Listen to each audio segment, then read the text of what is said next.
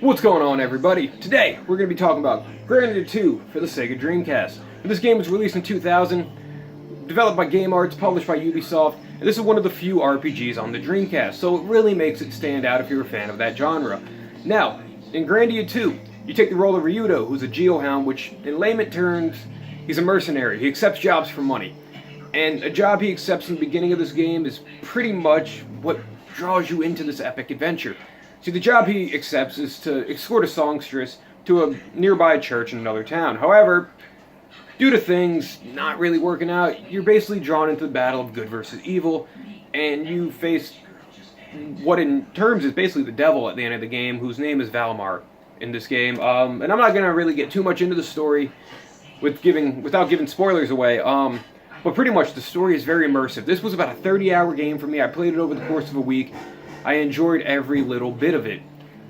Now, the worlds are beautiful.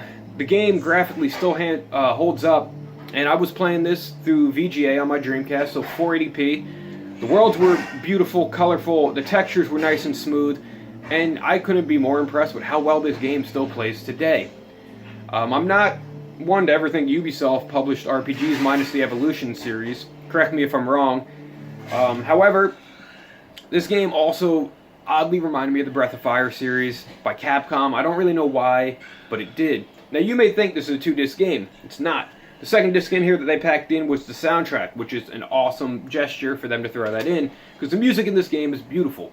Now, the battle system in this game is interesting. It's like a time-based, turn-based battle system where if your speed and your agility's up, you'll be able to attack more often than someone who has lower agility. So it's not instinctively very turn-based, it's pretty much speed-based. There's like a little timer that plays on the bottom, and the quicker you can fill up that gauge, the quicker you get to throw your attack in there. And I liked it, it was cool, it made you really think about leveling up your characters a little better, and pretty much the game plays really fun. I really didn't have any moments where I needed to grind, minus one boss battle in about the middle of the game, and then the little series of boss battles in the end. I'm not going to say what they are, but if you guys have played this game, you definitely probably know what I'm talking about.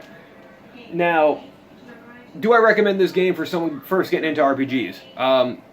Yeah, I mean, it's going to be definitely a little hard. The story's kind of easy and straightforward to follow, though, so it's really linear, and you really can't get lost in this game unless you really weren't paying attention to where the story's telling you to go.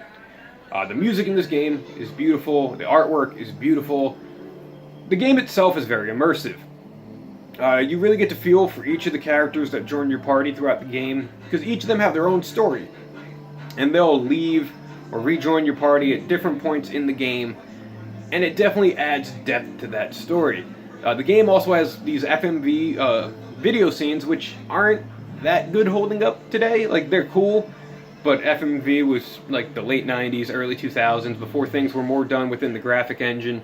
I also just beat this game before doing this review, because I'm trying to get it out before going to work. As you can probably hear, the intro's music still looping in the background, because I have yet to shut off my Dreamcast. But yeah, guys, what did you think of Grandia 2? Have you played it?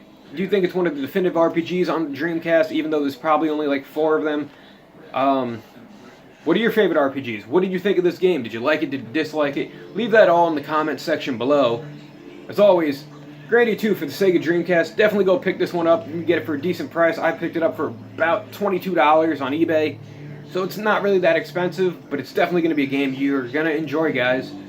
As always, like I said, leave your thoughts in the comments below. What you thought of this game, what you think of RPGs in general. Where does this hold up in your top 100 RPG list? I don't really know. But as always, guys, thank you for watching. You have a great day.